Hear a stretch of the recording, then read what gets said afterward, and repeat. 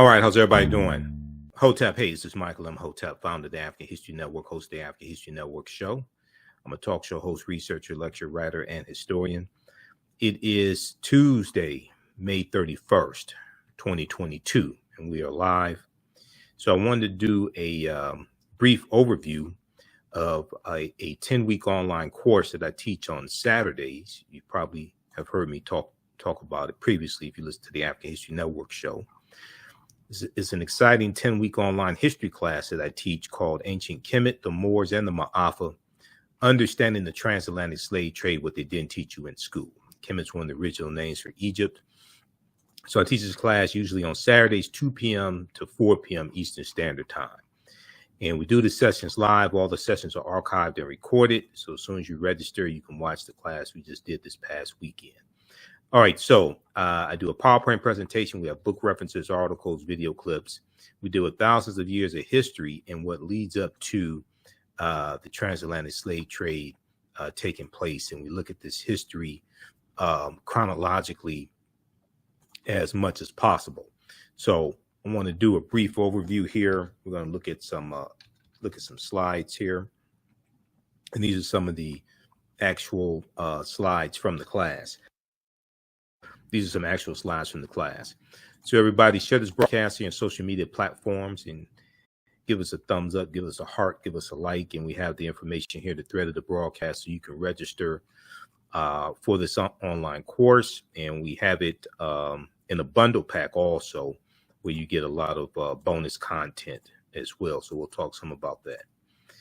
So we can start studying our history in slavery. Even when we study the transatlantic slave trade, which is important to study, we can't start in 1619 or in the 1440s and 1441 with the Portuguese Anton Gonçalves going into what is present-day Mauritania and picking up Africans, taking them back to Portugal.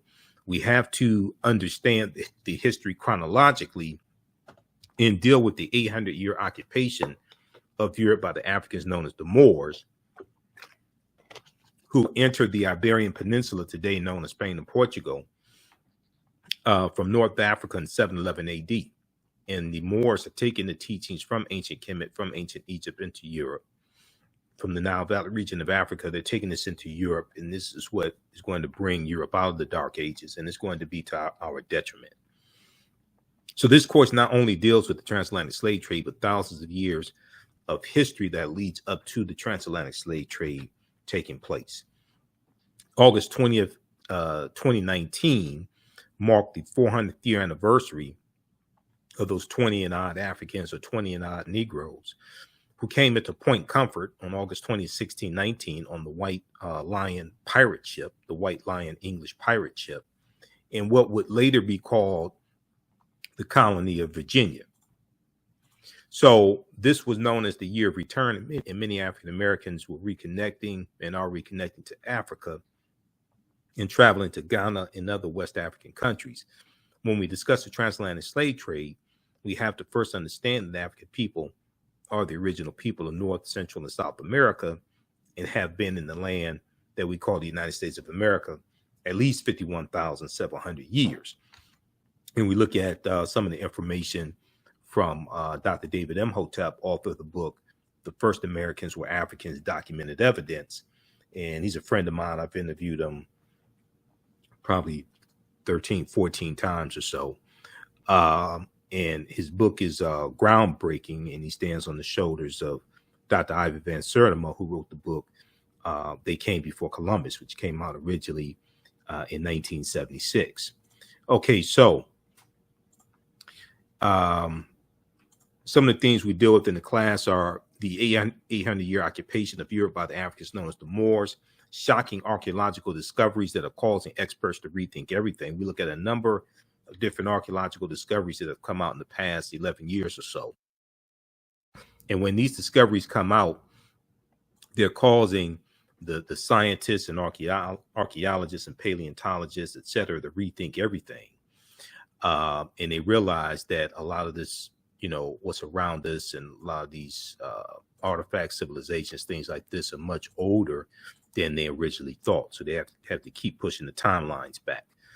We look at insurance companies that took out insurance policies on slave ships and enslaved Africans on the plantations.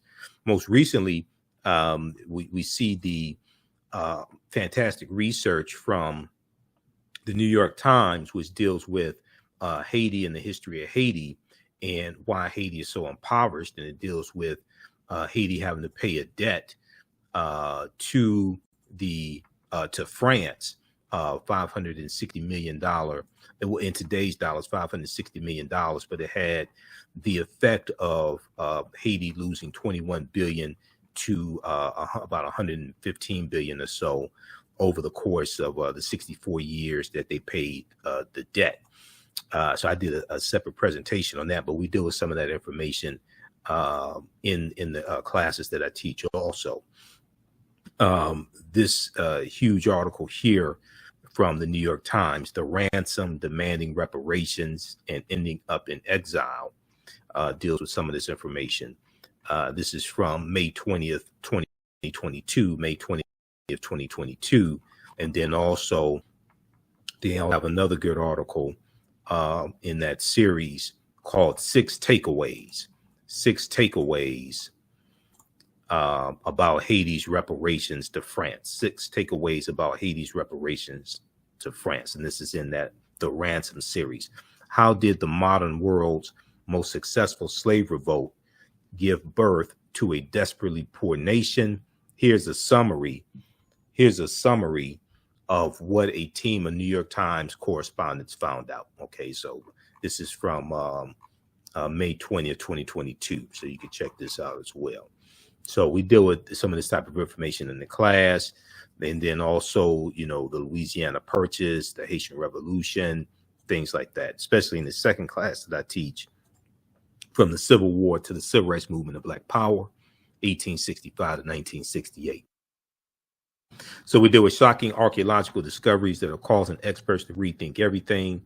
How insurance companies took out insurance policies on slave ships as well as enslaved Africans on the plantations. Freemasonry, America and the Founding Fathers, origins of the terms America, Africa, and a lot more. Okay, so that's just a little sample of some of the things that we deal with in the class. When we look at some of the work here from Dr. David Imhotep, and we look at a number of different archaeological discoveries, like the one in Morocco from 2017 that pushes the oldest known fossils of modern man, Homo sapiens, pushes it back 300,000, 350,000 years ago, as opposed to 195,000 years ago in Ethiopia. Dr. David Imhotep wrote the book, The First Americans Were Africans, Documented Evidence. It first came out in 2011. He just released in late 2021 an updated book, The First Americans Were Africans, revised and expanded, has about 200 additional pages of new research and things like this. But his book deals with the African presence in North, Central, and South America going back at least 56,000 years ago. In North America, the land that today we call the United States of America, going back at least 51,700 years ago. Page 14 of his book, he deals with a discovery from Dr. Albert Goodyear, who's an archaeologist at the University of South Carolina. And they found in 2004, they made this discovery. They found artifacts, architecture, campsites, carvings, Egyptian writings, footprints in lava, genetic M174D haploid groups dealing with DNA and genetics. And they found linguistics, paintings, skulls, skeletons, structures, and tools. They found 13 different types of evidence, fairly documenting in the African presence in the land we call the United States of America, going back at least 51,700 years ago. And these were the Khoisan. The Khoisan have the oldest DNA on the planet. They're the ancestors to the Ainu and the Twa. They go all around the world, and they were here in the land we call the United States also, before it was called the United States, of course. So here's a picture of Dr. Albert Goodyear, and we reference him in the class of some different archaeological discoveries that he's commented on.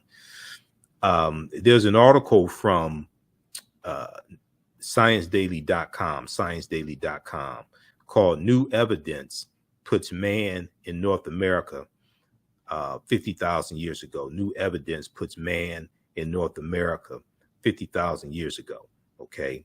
And this deals with this discovery. And what they found, now this is a summary from ScienceDaily.com. The article is still there. You can go and read it now. ScienceDaily.com is a scientific website. They have scientific discoveries, breakthroughs, archaeological discoveries, things of this nature. So here's a summary of what the article says regarding this discovery. Radiocarbon tests of carbonized plant remains were where artifacts were unearthed last May along the Savannah River in Allendale County by University of South Carolina archaeologist Dr. Albert Goodyear indicate that the sediments containing these artifacts are at least 51,000 or at least 50,000 years old, meaning that humans inhabited North America long before the last ice age. Humans inhabited North America long before the last ice age. So they're talking about the Khoisan. Okay. Now, give us a thumbs up, give us a heart, give us a like if you like this broadcast. Be sure to register for this online history class also. You can use this information with your children as well. I would say the information is PG-13. So we have how you can register right in the thread of the broadcast. As soon as you register this content, you can start watching. You can join us in class this Saturday. Next class is Saturday, June 4th, 2 p.m. to 4 p.m. Eastern Standard Time. So the Khoisan, in October 2012 genetic study published in Science magazine, which is another scientific magazine that have archaeological discoveries, things like this. In Science magazine found that the Khoisan in Southern Africa are the oldest ethnic group of modern humans, with their ancestral line originating about 100,000 years ago. The Khoisan, formerly called by the derogatory term Bushmen, are genetically unique, and no other currently known population had separated so early from our common modern human ancestor, according to the report. You may also hear them referred to derogatorily as pygmies. Okay, these are the Khoisan. That's a derogatory term. And they're the ancestors to the Ainu and the Twa. Here's some Khoisan women here. So the Khoisan live mainly in Southern Africa in territory spanning Botswana, Namibia, Angola, Zambia, Zimbabwe, and South Africa. They are largely divided into two groups, hunters and gatherers. The Sans people, hunters and gatherers, and keepers of livestock, the Khoi people. The Khoisan languages include the distinctive click sounds that are not found in the languages of their neighbors. AtlantaBlackStar.com is a good article dealing with some of this type of information. 5 ethnic groups that prove the first humans were black. Okay. We deal with also the people, the Africans on the Andaman Islands as well, the Jarawa, also who are believed to have lived in their Indian Ocean home for up to 55,000 years. Similar in appearance to the so-called African pygmies, short, dark skin with peppercorn hair and large buttocks, Stetopigia. The Andamanese are direct descendants of the first modern humans to have inhabited Asia, according to a 2002 Stanford University study. They probably left Northeast Africa by boat over 50,000 years ago and traveled along the coastlines of the Arabian Peninsula in India. Okay, so here's Dr. David Imhotep was interviewed by WKRP in Cincinnati, Channel 5, back in 2011 when his book came out. So I'll show you that excerpt of that interview in the class. So one of the archaeological discoveries that we deal with came out in February 2010, and this was a huge discovery.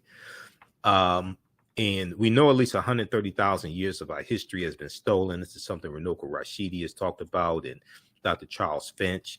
And we use a couple of Runoko's books in the class for reference as well. You don't have to buy any of these books, but we use them for reference.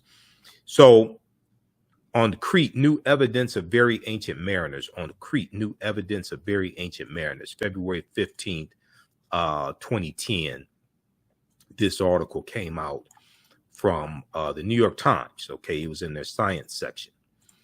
And this deals with the discovery that was made over the course of 2 summers.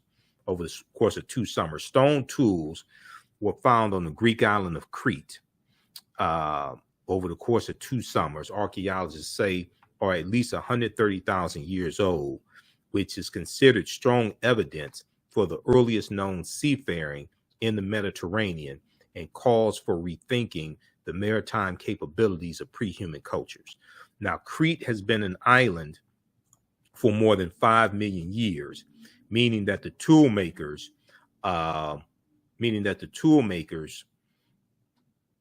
must have arrived by boat. Crete has been an island for more than 5 million years, meaning that the tool makers must have arrived by boat. So this seems to push the history of Mediterranean voyaging back more than 100,000 years, specialists in stone tool archaeology say. Previous artifact discoveries had shown people reaching Cyprus, a few other Greek islands, and possibly Sardinia no earlier than 10,000 to 12,000 years ago. So as these archaeological discoveries come out, and it's a number of them we deal with in the class, and there's over 50 articles that we deal with in the class. There's over 200 slides in this course. We have book references, articles, video clips.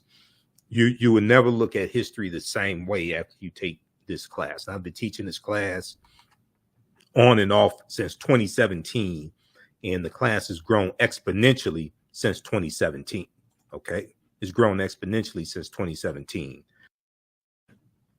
All right, so I've been teaching this class on and off since 2017, and it's grown exponentially since then. Now, if you've taken any of my online history classes in the past, also email me at ahnshow@africanhistorynetwork.com because you get a 50% discount on the class. So I teach this class Saturdays, 2 p.m. to 4 p.m. Eastern Standard Time, Ancient Kemet, the Moors, and the Ma'afa, understanding the transatlantic slave trade, what they didn't teach you in school. So the class is on sale now, $60, regularly $130. We do the sessions live. All the sessions are archived and recorded. You can go back and watch it anytime.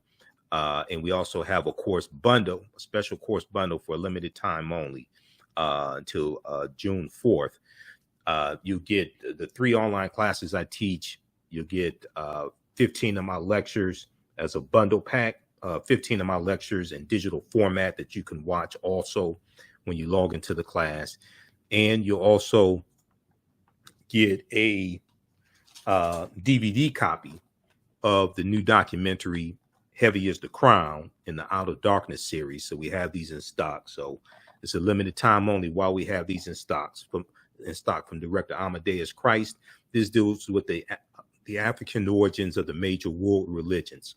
This documentary featuring Professor James Small, Professor Kaba Kamene, who are 2 of my teachers, Tony Browder, and others. So for a limited time only, this offer is going to June 4th while supplies last. So we have these in stock now, and while supplies last, this is part of the bundle pack. Okay, and this bundle is on sale for $100. So you get the 2 classes. Okay, you get the actually 3 classes in the bundle. You get the 3 classes. You get my bonus lectures as well in digital format. And you'll get the Heavy is the Crown documentary. And that promotion is going on till June 4th while supplies last. Once we run out, you won't get the documentary. You'll still get a discount on the bundle, but you won't get the documentary. Okay. So if you have any questions, also email us at ahnshow@africanhistorynetwork.com, ahnshow@africanhistorynetwork.com. Okay. Now the bundle that you get is a 15 lecture bundle, and it's in digital format, so you can go in and watch the videos. It's a it's this bundle pack right here that you get, the Michael Imhotep Black History Month 15 DVD bundle pack. This includes 15 of my lectures. It's $100 value. Actually, it's more than $100 value. 15 of my lectures over the past few years I've done. So you get, including my Juneteenth lecture. I have a lecture that's almost 3 hours dealing with the history of Juneteenth. You get my Black Panther lecture. So it's a ton of things that you get here. So we have all that bundled for $100. So as soon as you register, you can start watching the content right away, and you can watch from around the world. Okay, so that's for a limited time only.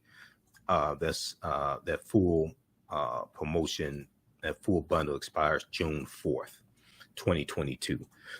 Okay, so let's continue. Also, you can use this class with your children. I would say the content is PG-13. Okay, it's not overly graphic. I don't do a lot of cursing, things like that. All right, so they found stone tools on the Greek island of Crete that date back at least 130,000 years ago.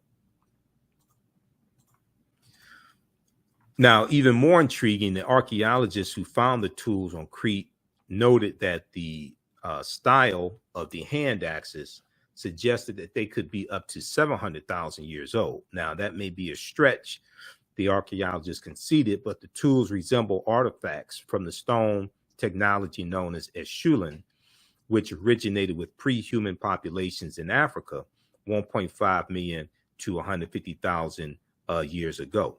Okay, so once again, the deeper they dig, the blacker the planet gets, the more research they do, the older we get. Now, more than 2,000 stone artifacts, including the hand axes, were collected on the southwestern shore of Crete. So this was not one or two artifacts that they found. Okay, this was over the course of 2 summers, and they found more than 2,000 stone artifacts, including the hand axes. So once again, these artifacts that they found are at least 130,000 years old. Okay, so we know at least 130,000 years of our history has been stolen, and you've had a lot of our scholars saying for years that Homo sapiens, modern man, are at least 300,000 years old, not 75,000 to 100,000 years old. Okay, and when we see archaeological discoveries like this, and then also the one from Morocco from June 2017, this helps confirm that. So the deeper they dig, the blacker the planet gets, the more research they do, the older we get.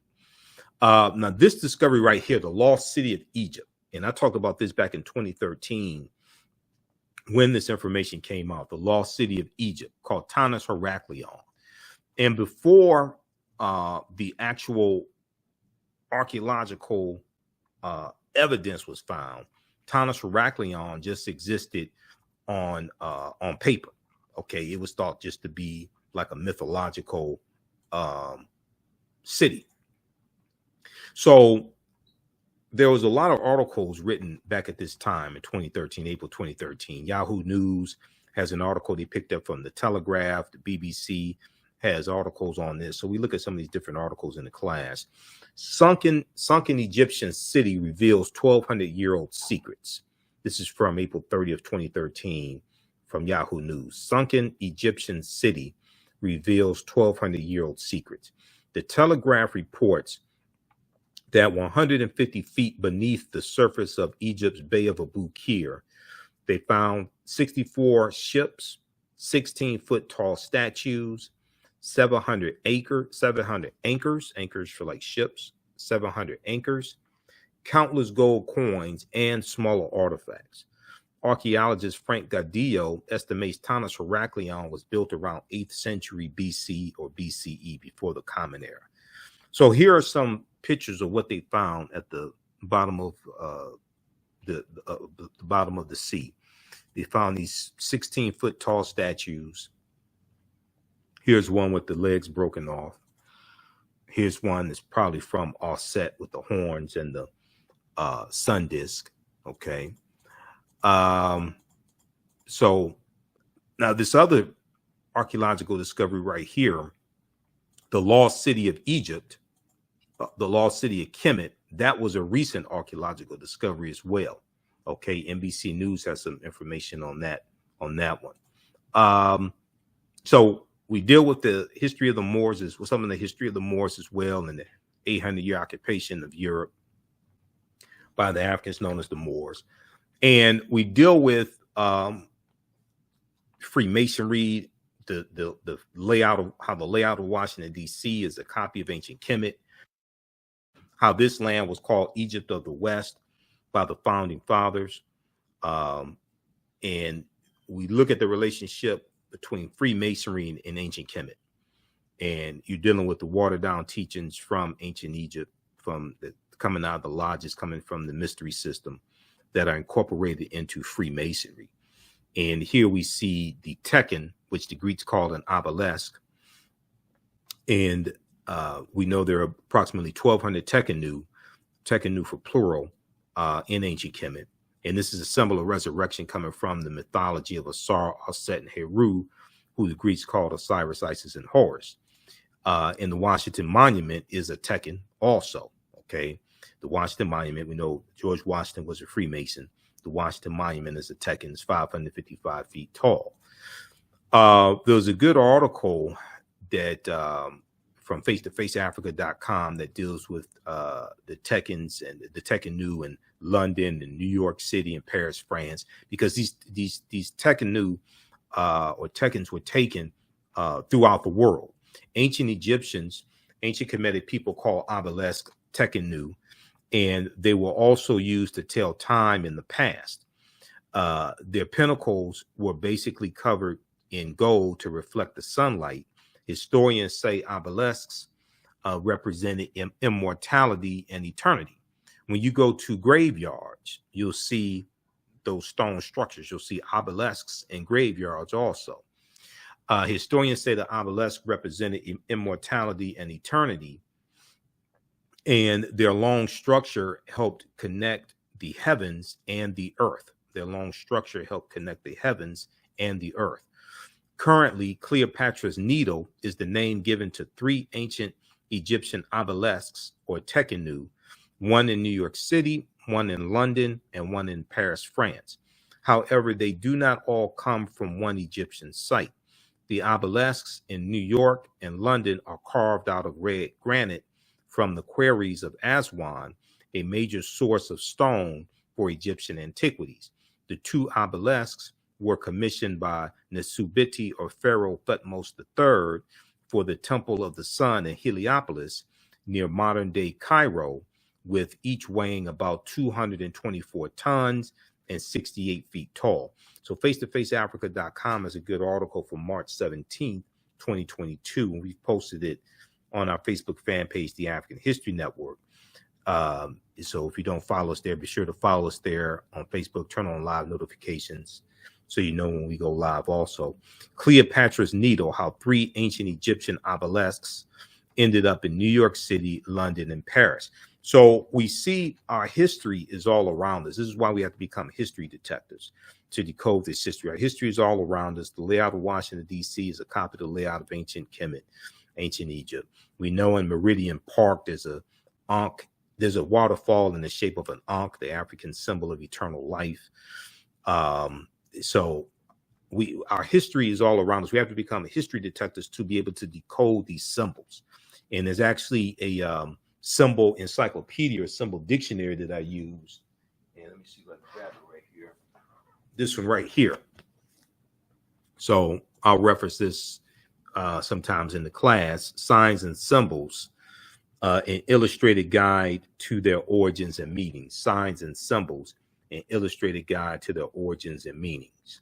Okay, so this is a symbols encyclopedia or symbols dictionary.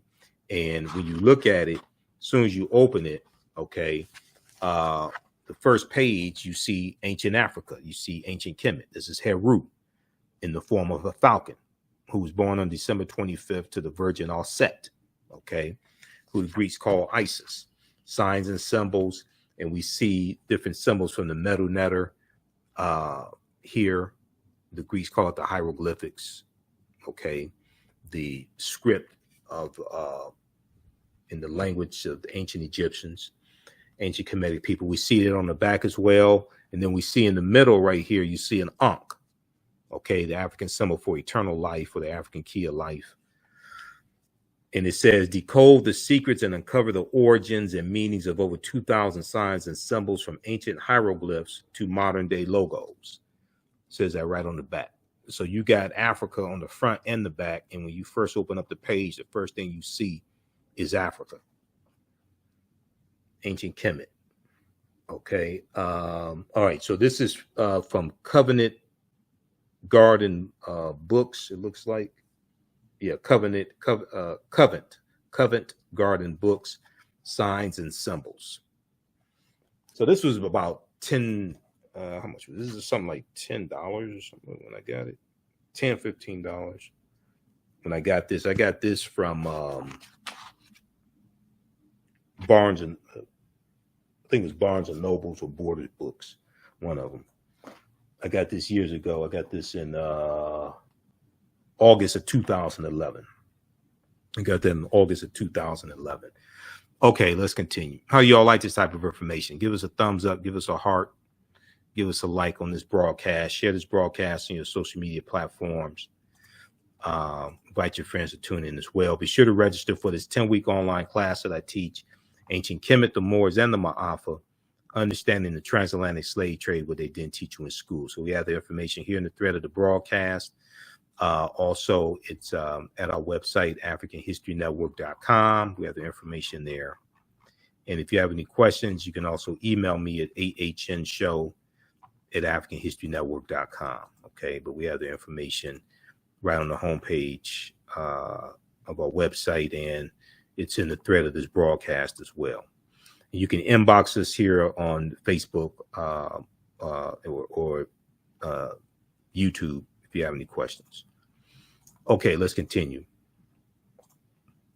So here is a famous statue of Asar, Aset, and Heru, who the Greeks called Osiris, Isis, and Horus. And they're known as the First Holy Trinity. The First Holy Trinity. And the Tekken comes from the story of Asar being cut up into 14 pieces by his brother Set, and Aset, his wife, recovers 13 of the pieces. The 14th piece is missing, the phallus. So she erects the Tekken, which is a symbol of the phallus that's missing, but it's a symbol of resurrection. So there were approximately 1,200 Tekkenu built in ancient Kemet. But only about a dozen are found in Egypt today. Okay, somewhere between, some sources will say less than 12. Some sources will say about 7 or so, somewhere between 7 to 12. Many of the Tekkenu removed from Egypt are now in Istanbul, Turkey, London, England, Paris, France, Berlin, Germany, New York, New York City, Rome, Italy, Vatican City, and elsewhere throughout the world. So people will see these and not know that it's from Africa, either physically taken from Africa or that symbol originally comes from Africa. And they're just associated with wherever it is. Okay. They're just associated with wherever it is. Yeah, they're stolen.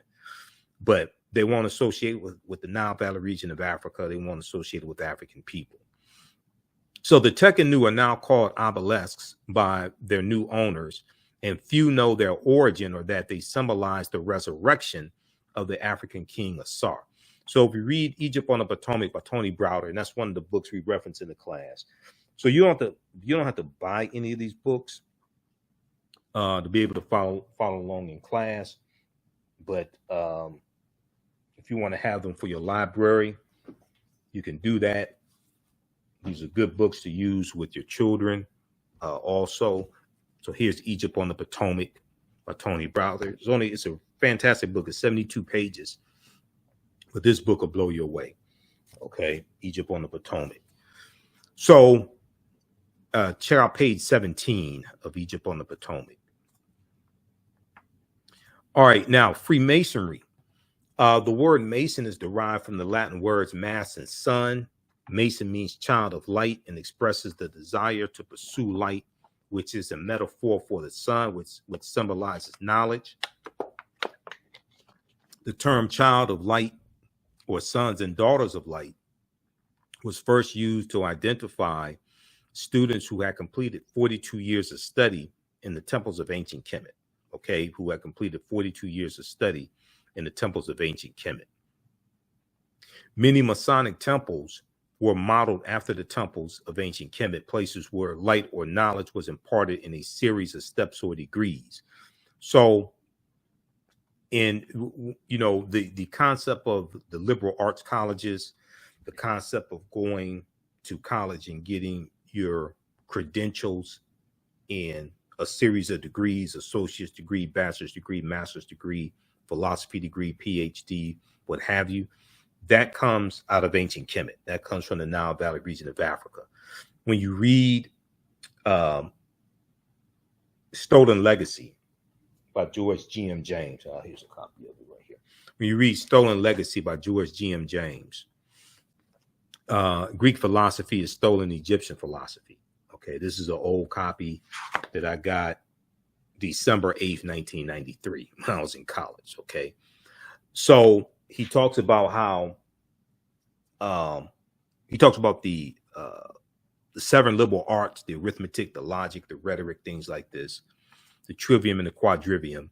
And he also talks about how the Moors were the custodians of the ancient Egyptian mystery system as well. And they're going to take these teachings into Europe. So in ancient times, we know that, and even today, we know that light is associated with knowledge. Light is associated with knowledge. And the African Moors are taking the light, the knowledge from ancient Kemet, from ancient Africa. They're taking it into Europe during the Dark Ages.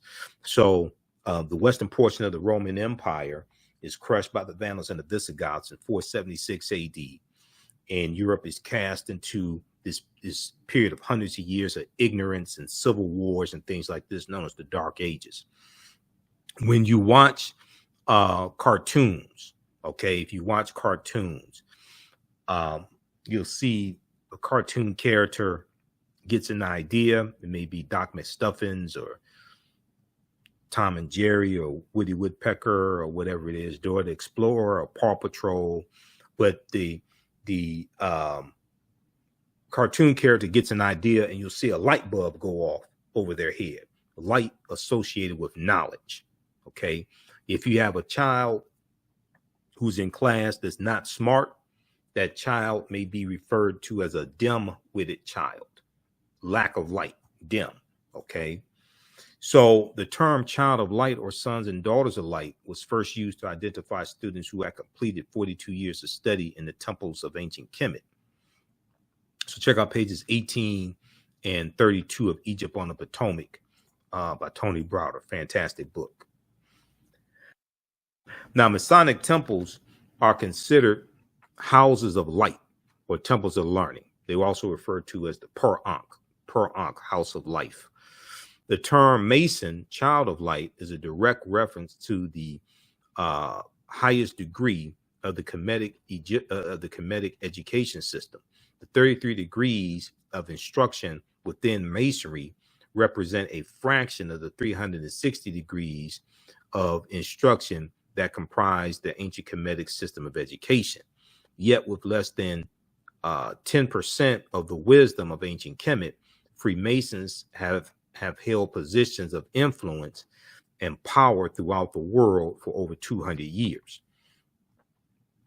All right, now, 50 of the 56 signers of the Declaration of Independence were also Freemasons, and 13 of 39 signers of the U.S. Constitution were Freemasons as well.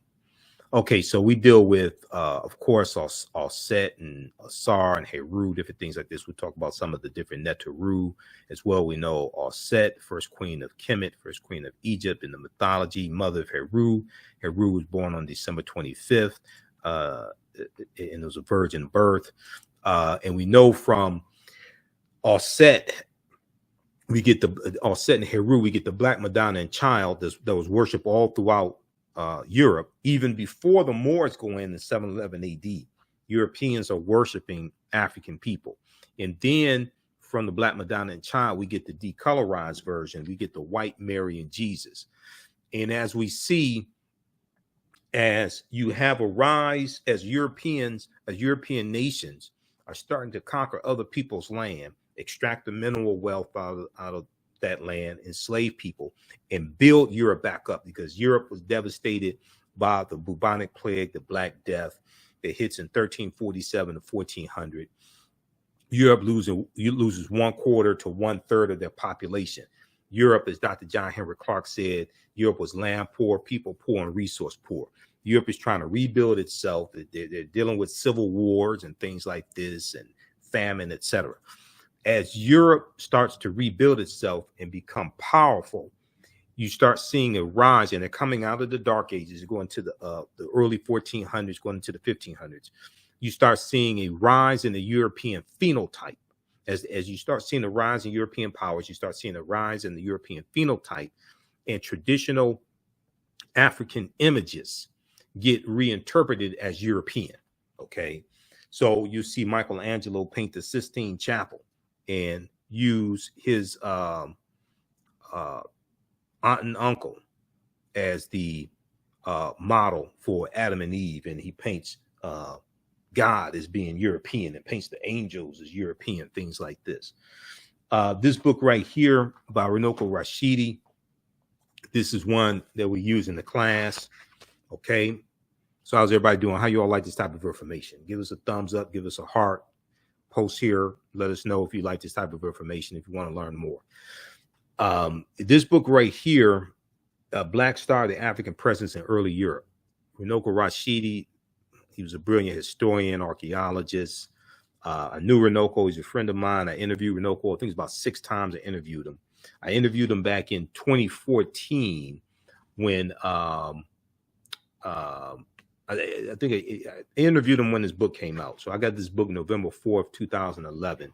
And I interviewed him somewhere around that time about this book, Black Star, the African Presence in Early Europe, by Runoko Rashidi, prefaced by Robin Walker, forward by Dr. Charles Finch. Robin Walker is another brilliant historian, so is Dr. Charles Finch.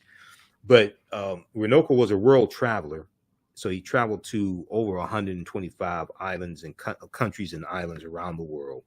He had a personal library of photographs that he took. There's about probably 35,000, 40,000 photographs, something like that.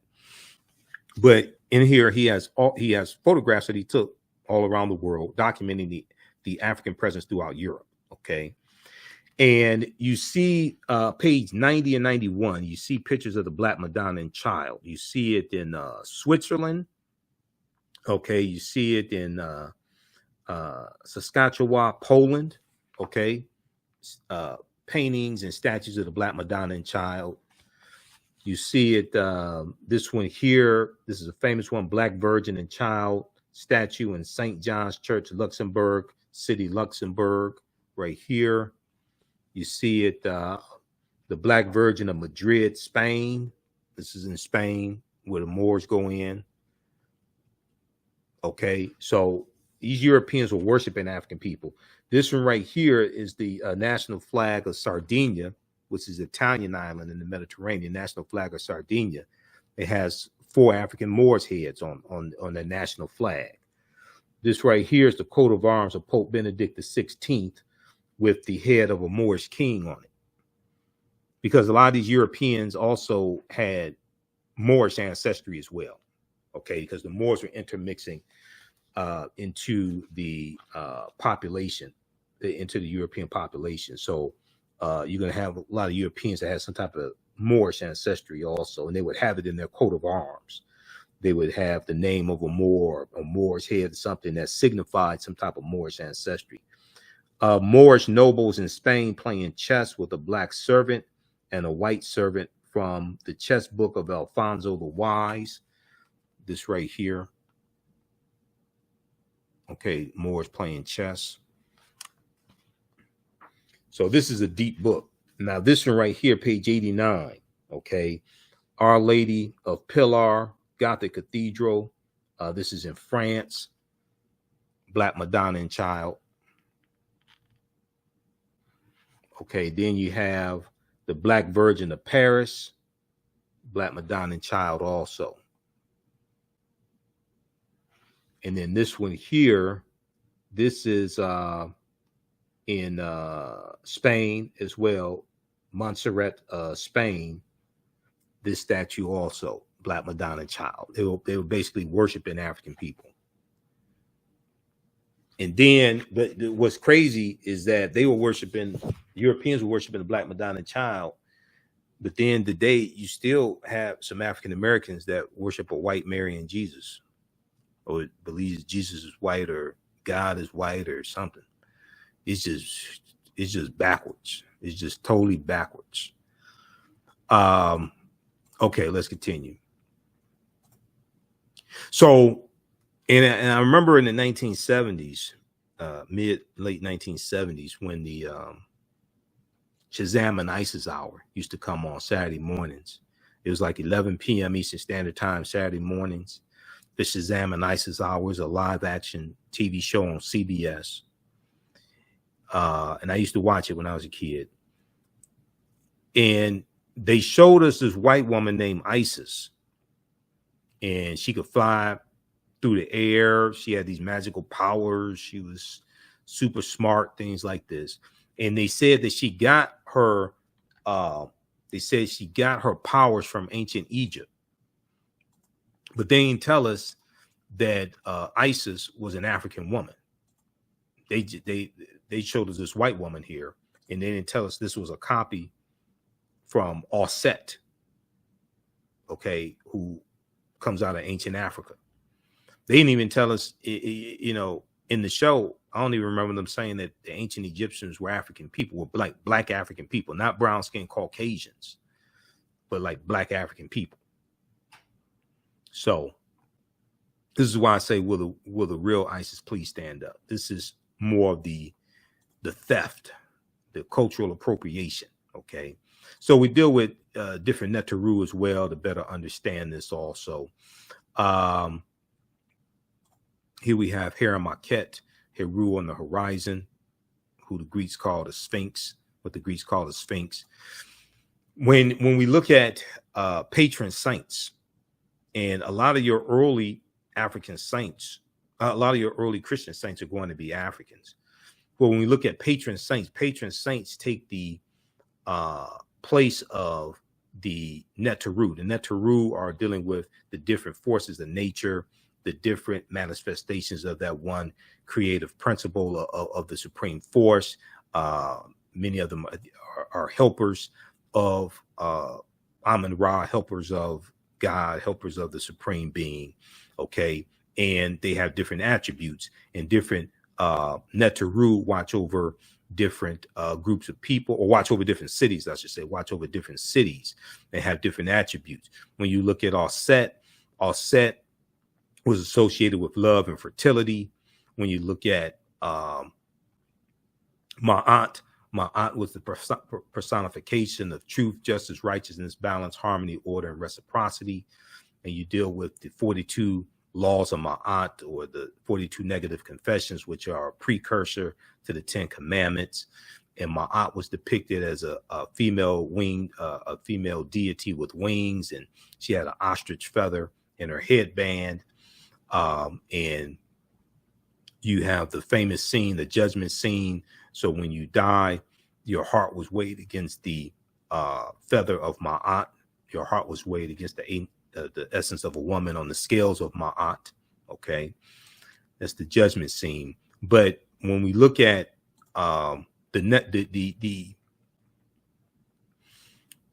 saints are going to replace the Neteru, because the saints have different attributes as well. You have what are called patron saints, and patron saints watch over different groups of people. So when we look at Saint Nicholas, who is the saint that the secular character of Santa Claus comes from, and Santa Claus, well,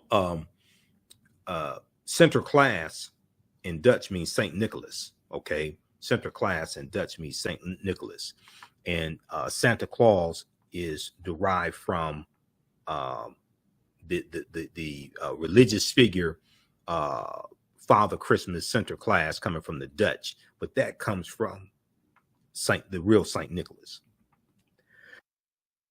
So Saint Nicholas was a Greek Orthodox bishop born in Myra, present-day Turkey, about 280 AD, Common Era. Born to wealthy parents and gave away his inheritance to the poor. He's a patron saint to children, seamen, prostitutes, and pawnbrokers. He was he was said to watch over these groups of people. Okay, patron saint. Okay, and he was a patron saint to children, seamen, prostitutes, pawnbrokers.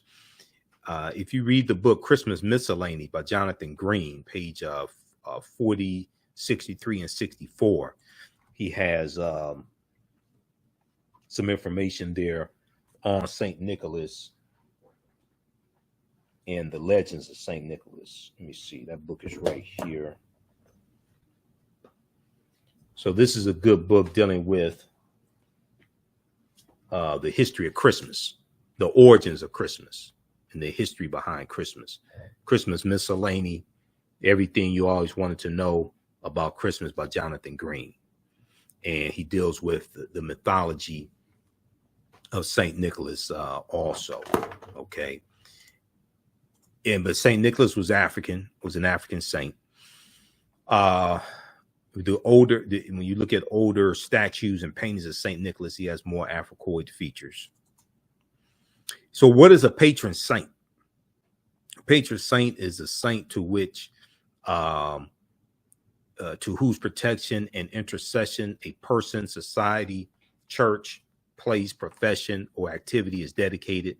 The choice is usually made on the basis of some real or presumed relationship, like St. Patrick is a patron saint to Ireland because he's credited with introducing Christianity, even though you had someone who went in the year before in 431 AD who was sent in to convert the Irish to Christianity. St. Patrick gets that credit. St. Patrick was a mass murderer also.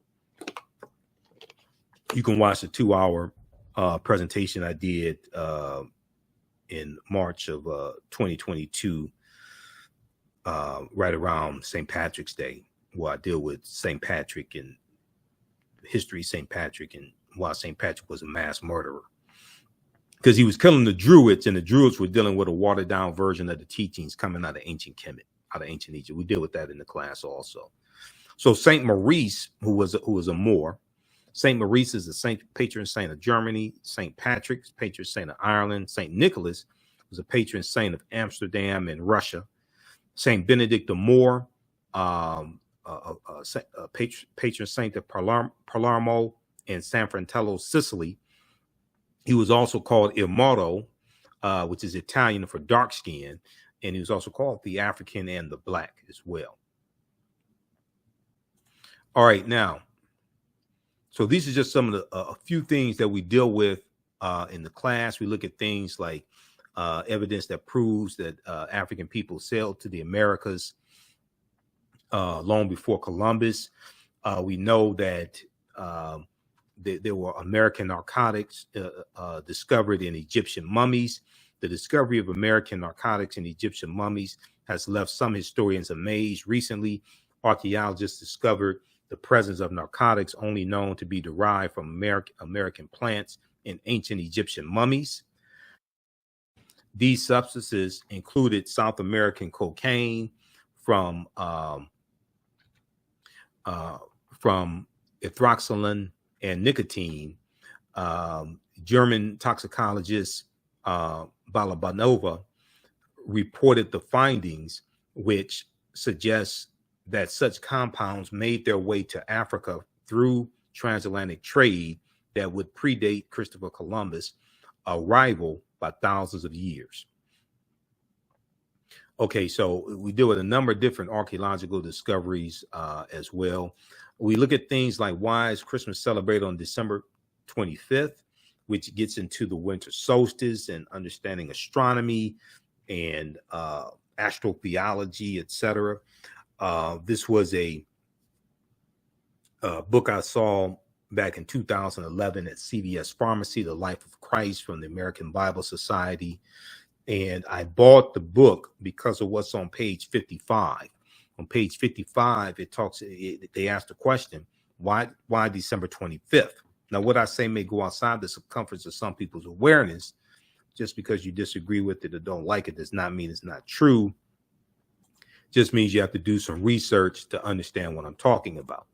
Okay, so they asked the question, why December 25th? Why is Yeshua or Jesus' birthday said to be on December 25th?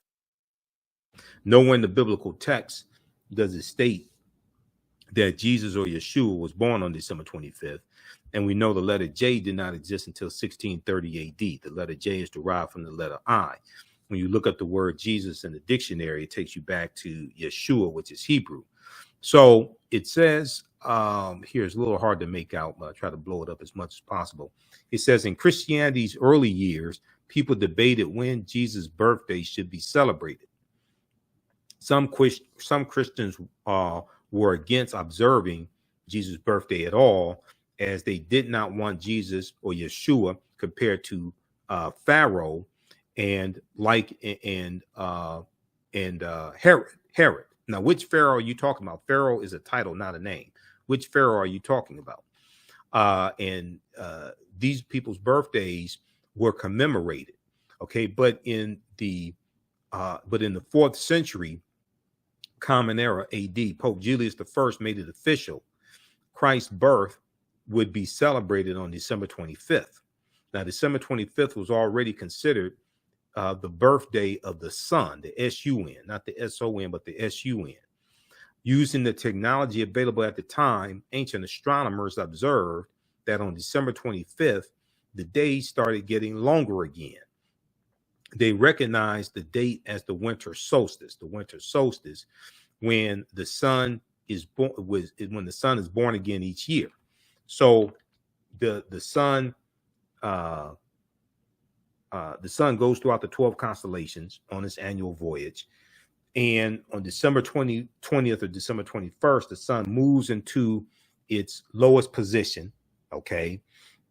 It moves to its lowest position, and it's in Capricorn. Okay. The constellation of Capricorn. Then on from December 22nd, 23rd, 24th, it appears that the sun does not move. Okay. It appears the sun is dead or stands still. In December 25th, the sun moves 1 degree northward. Okay. It moves 1 degree northward. And starting on December 25th and each subsequent day, you have an increase in the amount of sunlight. Okay. So in ancient times, it was said that the Son of God, not the S-O-N, but the S-U-N, was born again on or around December 25th. It's the rebirth of the sun. Okay. So that is right around the winter solstice. So the Romans celebrated the birthday of the deity or god Sol Invictus, S-O-L. The prefix Sol means sun. Sol Invictus means unconquered sun. They celebrated this on December 25th. The day was also recognized as the birthday of Mithra, the sun deity or sun god of the ancient Persians, and as the birthday of Attis, an agricultural deity worshipped in Asia Minor. By choosing December 25th, the church avoided upsetting the masses. By choosing December 25th, the church avoided upsetting the masses. No one wanted their festivals canceled, so the church simply combined this new Christian holiday with pagan traditions. The church just simply combined this new holiday with pagan traditions. And you're going to see this especially as the Romans are conquering other people's land, you're going to see them incorporating traditions from the people that they're conquering, incorporating this into their own traditions and incorporating this into Christianity also. We look at pre-Christian origins of Christmas and ancient holidays. Yule. Yule was a Scandinavian celebration amongst the Nordic people of the Norse from December 21st through the end of the year. So you'll hear in the Christmas carols, Yuletide carols being sung by a choir. Okay, what is Yule? Y-U-L-E. That was celebrated in Scandinavia. That was celebrated by Europeans in Scandinavia. Yule, and you learn about festivals of Odin, German festival of the pagan god Odin, who was known as the king of the gods, father of Thor. Okay, Thor and Loki. Midwinter holiday, the festival of Saturnalia, which is a Roman festival in honor of the Roman agricultural deity Saturn. Okay, celebrated December 17th through December 25th. The festival of Saturnalia, yeah, the festival of Mithra, ancient festival in honor of the Persian sun deity, from December 25th through January the 1st, also celebrated by the Roman elite. So as you go do more research and study this history, and we look at all this in the class, as you go through and look at this, what you're going to see is that you had the various cultures, you had these different deities whose birthday and celebrations was on or around December 25th. If you read Christianity Before Christ by Dr. John G. Jackson, he breaks this down in the book, and this deals with astronomy and all this, the winter solstice, everything. Christianity Before Christ by Dr. John G. Jackson. This is an old copy I got back in 1994. But this is another book that we use in the class as well. Okay. I got this December 31st, 1994. Okay, how y'all like this type of information? Give us a thumbs up, give us a heart, give us a like. You can register for this class right now. Ancient Kemet, the Moors, and the Ma'afa, understanding the transatlantic slave trade, what they didn't teach you in school. The class is discounted. So it's on sale right now, $60 for very limited time only. It's regularly $130, so it's over 50% off. We do the sessions live. All the sessions are archived and recorded. You can go back and watch this class anytime, even after the course is over with, a year from now, 2 years from now. You'll still have full access. You can go back and watch the class. I do a PowerPoint presentation. We have book references, articles, video clips, etc. We have the information here in the thread of the broadcast. It's also at our website, AfricanHistoryNetwork.com, AfricanHistoryNetwork.com. We have a course bundle where you get all three of my classes, and you get some bonus lectures from me also in digital format. We have a course bundle on sale for $100. The sale is going on to June 4th, 2022, limited time only. So you'll get this class, and you'll also get my Sunday class, which is from the Civil War to the Civil Rights Movement and Black Power, 1865 to 1968. So we look at history starting in 1803 with the Louisiana Purchase and the Haitian Revolution, and we look at history chronologically. We look and see what leads up to the Civil War taking place 1861, 1865, Reconstruction era 1865, 1877, Jim Crow era, Great Migration 1915, 1970, World War I, 1914, 1918, World War II, 1939, 1945, Civil Rights Movement, Black Power movement. So we look at history chronologically to see what happened to us after slavery ended, and what were the laws and policies put in place to put us in the predicament we're in today, to understand how we got here, to better understand where we need to go from here. Okay, so that's the class I teach on Sundays. Same format, PowerPoint presentation, book references, articles. You can register for that separately or in the bundle. The bundle is $100, and you can watch from around the world. We do the sessions live. All the sessions are archived and recorded. So as soon as you register this archive content, you can start watching. You can join us in class live Saturday and Sunday for these classes as well. If you've taken any of my online classes in the past, I've been teaching Understanding the Transatlantic Slave Trade going back to 2017. And the second one, from the Civil War to the Civil Rights Movement, I put that curriculum together, and I started teaching that in late 2021. If you've taken any of my online classes in the past, email me at ahnshow@AfricanHistoryNetwork.com. You'll get a 50% discount. Email me at ahnshow@AfricanHistoryNetwork.com. You get a 50% discount. Also, if you want to pay for the class through Cash App, we can do it through Cash App as well. Just email me and we'll set that up through Cash App. Now with the bundle, you also get the bonus of 15 of my lectures. We have they'll be in digital format, but it's this bundle pack that you get from me. 15 of my lectures, that's a bonus. Okay, that's $100 value. So when you log in, you'll be able to watch these lectures also. And some of the lectures that are included, you can order this bundle separately on DVD if you want to, but you'll get this included in digital format in the class. Some of the lectures that you get, these are all lectures I've done. I have like 45 of my lectures on DVD. You'll get my lecture, 3-hour lecture dealing with the film Black Panther analysis, African culture, history, and Afrofuturism. We also talk about the film Black Panther in the class, but this deals with how the film Black Panther relates to African history, culture, language, spiritual systems. The language in the film Black Panther is isiXhosa, which is a Bantu language. It's spoken in Southern Africa. It's a real African language. Okay, so you'll get that. You'll get this one here dealing with the origins of Black History Month, and Dr. Carter G. Woodson, Breaking the Chains, why we celebrate African American History Month. So we deal with a lot of history there. You'll get this one here. The distortion of the legacy of Dr. Martin Luther King Jr., the revolutionary, will not be televised on the television. So I deal with the revolutionary Dr. King. I also have one on Malcolm X. Malcolm X, 50 years later, why is he still relevant? You get this one here, 13 Forms of Wealth, and Redistributing the Pain, Keys to Economic Empowerment and Entrepreneurship for African Americans, because I taught entrepreneurship for 7 years.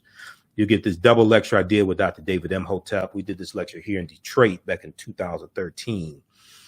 The first Americans were Africans, documented evidence. He dealt with that topic, and I dealt with great African women in history, the mothers of civilization.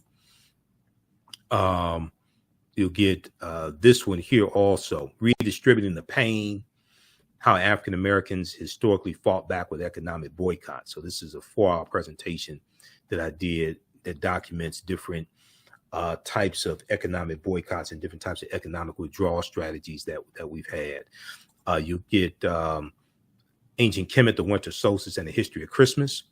This is a 3-hour presentation. I deal with the pre-Christian origins of the celebration of Christmas. It deals with a lot of history. So those are just a few of the presentations in the bundle pack that you'll get as a bonus in digital format. Also, this lecture here, African American resistance in the era of Donald Trump, voter suppression, reparations, and how elections have consequences.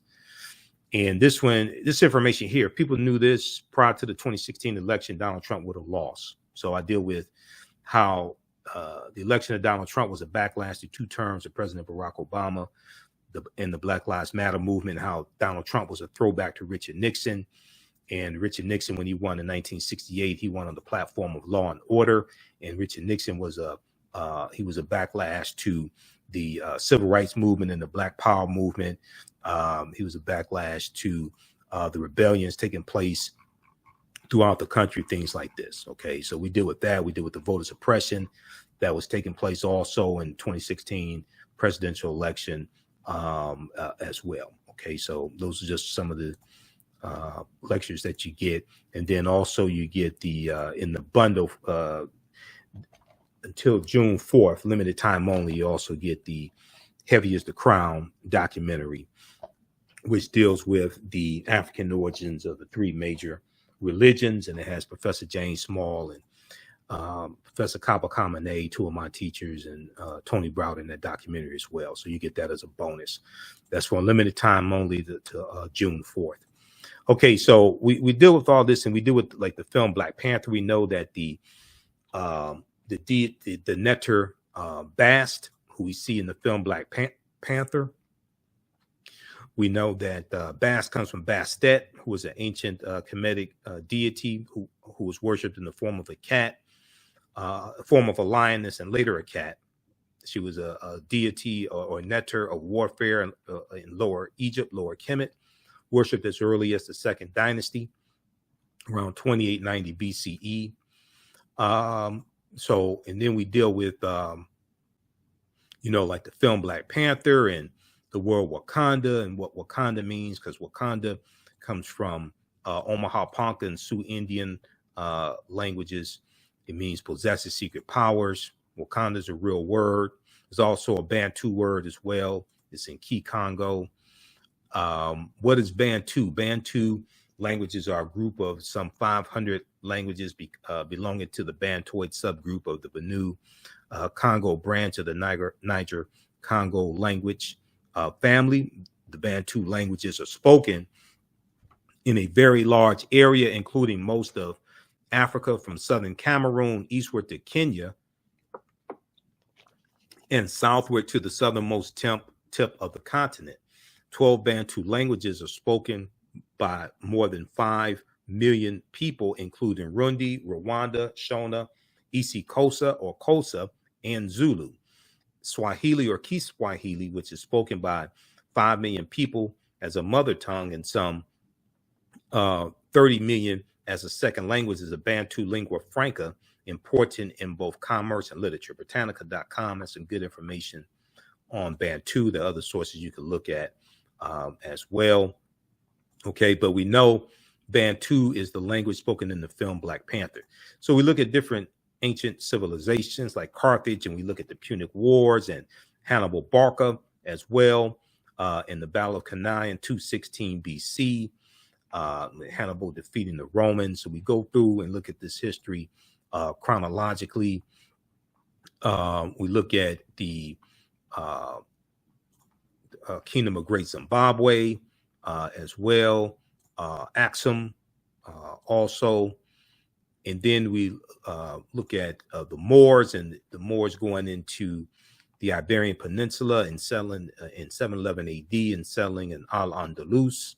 Okay, and they're going through Morocco. And we know that in 711, General Tariq ibn Ziyad, where he lands, they call that Jebel Tariq, or Tariq's Mountain, and we call it Gibraltar. Gibraltar, or the Rock of Gibraltar. Gibraltar comes from Jebel Tariq, Tariq's Mountain. In 711 AD, the boat Tariq crossed the straits and disembarked near a rock promontory, which from that day since has been known as borne the name Jebel Tariq. Tariq won paramount victory over the opposing European army.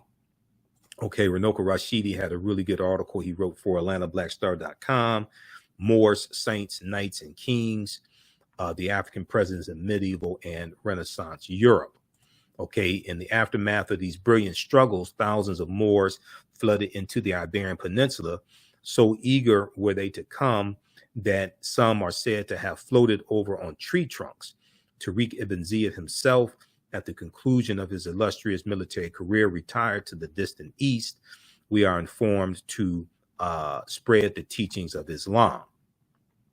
Okay, there's really no need to speculate on the ethnicity of these early invaders of the conquest period. Primary Christian sources relating to the conquest, particularly the Primera Chronica, General of Alfonso X, make the following observation regarding the Moors. Their faces were black as pitch. The handsomest among them was as black as a cooking pot, black as a cooking pot. So we talk about the Black Saint Maurice as well, who became a patron saint to Germany. So we do a lot of history in this class. You're going to learn a lot. The Mansa Musa, there was a good article from history.com, official website of the History Channel, which shows the relationship between Mansa Musa and T'Challa in the film Black Panther. Here's an excerpt of the article. In the vast fictional universe of Marvel Comics, T'Challa, better known as Black Panther, is not only king of Wakanda. Oops, what did I do? Is not only king of Wakanda. Let's go back here. Advance too far. Is not only king of Wakanda, he's also the richest superhero of them all. And although today's fight for the title of wealthiest person alive involves a tug of war between billionaire CEOs, the wealthiest person in history, Mansa Musa, has more in common with Marvel's first black superhero. Mansa Musa became ruler of the Mali Empire in 1312 Common Era, or AD, taking the throne after his predecessor Abu Bakr II, for whom he had served as deputy, went missing on a voyage he took by sea to find the edge of the Atlantic Ocean. Mansa Musa's rule came at a time when European nations were struggling due to raging civil wars, struggling due to raging civil wars and a lack of resources. During that period, the Mali Empire flourished thanks to ample natural resources like gold and salt. Now, this article is from the History Channel. These Europeans are telling you that West Africa, Mali, was thriving when Europe was in disarray and dealing with lack of resources and famine and raging civil wars. This is an excerpt of this article. This 14th century African emperor remains the richest person in history. Talking about Mansa Musa. This came out March 19th, 2018, the month after Black Panther came out, which came out February 16th, 2018. This is at history.com. Okay. Of course, you deal with Christopher Columbus and understand Columbus because Columbus helped to spread the transatlantic slave trade. Okay. He didn't create it, but he helped to really lay a good foundation for the transatlantic slave trade and cause it to spread. We look at where Columbus went on his 4 voyages. He never came to the land we call the United States of America. The closest he came here, which is Cuba, which is about 90 miles away. And we know that he set sail August 3rd, 1492. And that's late in the same year that the Moors lose control of the last stronghold in Granada, January 2nd, 1492. Okay, so these are all some of the things we deal with in the class. There's a ton of information with different timelines of history that we look at as well. So you never look at history the same. Reason why this history is so important is African history and culture give us our foundation. They give us our VIPs, our values, our interests, and our principles. This influences our economic empowerment and political empowerment. This gives us a foundation that we see reality through. So when 2 of my teachers, Dr. Leonard Jeffries and Professor James Small, teach, they talk about the pyramid principle. The foundation is African history and culture. This gives us our values, our interests, and our principles. This influences our self-esteem, our self-development, our self-worth. Okay. And then this impacts our economic empowerment, how we engage in economics, the type of businesses we have, the institutions, etc., the forms of businesses, engaging in cooperative economics, the co-ops, which we have a deep, rich history of. And these were principles we brought with us from Africa, the principles of cooperative economics. This also impacts our political empowerment and our understanding of politics. And politics is the legal distribution of scarce wealth upon resources and the writing of laws, statutes, ordinances, amendments, and treaties, their adoption, interpretation, and enforcement. So we have to have a synthesis of all 3 of these. Okay. And our history and culture gives us that cultural paradigm that we see reality through, but also impacts how we see ourselves. What you do for yourself, what you do to yourself, and what you allow the people to do to you and get away with is based upon what you think about yourself. What you think about yourself is based upon what you have been taught about yourself. What you've been taught about yourself is based upon everything you've read, heard, and seen about yourself. Okay, so it's just a brief overview some of the content from this 10-week online class that I teach on Saturdays. You don't have to be present in class. You can see me, I can't see you. We have a live text chat so you can ask questions in class, but you can view the content anytime. So if you work, you're busy, you can't join us in class live, you can go back and watch it anytime. And we do the sessions live. All the sessions are archived and recorded. You still have access to the full class even after the 10-week online course is over with. So a year from now, 2 years from now, you can go back and watch the entire class. Ancient Kemet, the Moors, and the Ma'afa, understanding the transatlantic slave trade, what they didn't teach you in school. So we have the information at our website, AfricanHistoryNetwork.com. We also have the link here in the thread of the broadcast. And you can use this information with your children. Also, I would say the content is PG-13. We also have a bundle pack where you can, the course bundle is discounted. It's on sale $100. It's a $385 value. You also get 15 bonus lectures from me that you can watch. They're in digital format also. And we have this promotion going on to June 4th. You'll also get a copy of the new documentary, Heavy as the Crown, from the Out of Darkness series, which deals with the African origins of the major world religions. So while supplies last, we have some of these in stock right now, but you'll get that as an added bonus. But this is a fantastic deal, even without the DVD documentary. Okay, so you can register for this class. As soon as you register, you can watch now. You can watch the class we did this past weekend. And the second course that you get, is from the Civil War to the Civil Rights Movement and Black Power, 1865 to 1968. Okay, that's the follow-up class. I created this second class because this is a crucial period of history. We start in 1803 with the Louisiana Purchase and Haitian Revolution. And I had so much information in the first class, I couldn't really deal with this deal with this period of time like I wanted to, like it needs to really happen. Because when we look at the when we look at Reconstruction ending and we look at the Jim Crow era, we see a lot of similarities with what's going on right now in the attacks on voting rights and the Republicans pushing these voter suppression bills and things like this. Okay, so I created this curriculum here, created this course to specifically deal with that period of time. So that's a fantastic class as well. I teach this on Sundays, 2 p.m. to 4 p.m. Eastern Standard Time. That's on sale $60, regularly $130. You can register for the class separately, or you can register for the bundle where you get everything included. Okay, and if you've taken any of my online classes in the past, email me at ahnshow@africanhistorynetwork.com, and you'll get a 50% discount also. Okay, so hopefully you learned a lot from this. Register for the class. This also helps support the African History Network as well.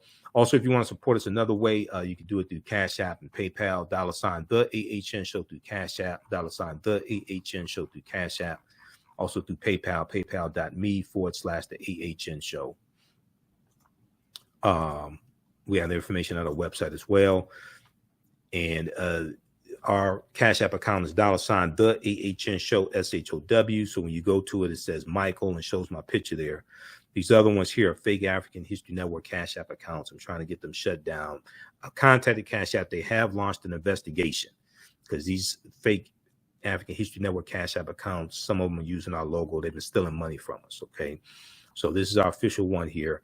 Here's our link, and here's the PayPal donate button also. Okay, and if you want to order the documentary on DVD, Heavy is the Crown, you can order it separately here. We have it here, $25. You get one of my lectures free with it also. Okay, look, we have to get out of here. Thanks for tuning in. Follow us on our Facebook fan page, The African History Network. Turn on live notifications so you know when we go live here on Facebook, and also on YouTube, Michael Imhotep, IMHOTEP on YouTube. Follow me on Instagram at Michael Imhotep as well, and the AHN Show on Twitter. Okay, look, we have to get out of here. Remember, at the African History Network, we focus on educating, empowering, and inspiring people of African descent throughout the diaspora and around the world, because right now it's correct wrong behavior. It's not over till we win. Wakanda forever. Register for the classes. Be sure to listen to the African History Network show Sundays, 9 p.m. to 11 p.m. Eastern Standard Time on 9:10 a.m. the Superstation WFDF. And then we also broadcast on Facebook and YouTube when we're on live. I was doing Monday through Friday, 11 p.m. to midnight last week. Last Thursday was my last day doing Monday through Friday. We're just doing Sundays. The show takes up a whole lot of time, and I can't keep doing the show every day. So we're just doing Sundays, 9 p.m. to 11 p.m. Eastern Standard Time. I'm still on Roland Martin Unfiltered on Fridays, 6 p.m. to 8 p.m. Eastern Standard Time approximately. So you can watch me on Roland Martin Unfiltered. I do political commentary, and we discuss current news events, things like that. So download the Black Star Media app. You can watch Roland Martin Unfiltered there, or watch it on Facebook and YouTube, Roland S. Martin on Facebook and YouTube. Okay, we have to get out of here. Right now, it's correct wrong behavior. It's not over till we win. Wakanda forever. We'll talk to you next time.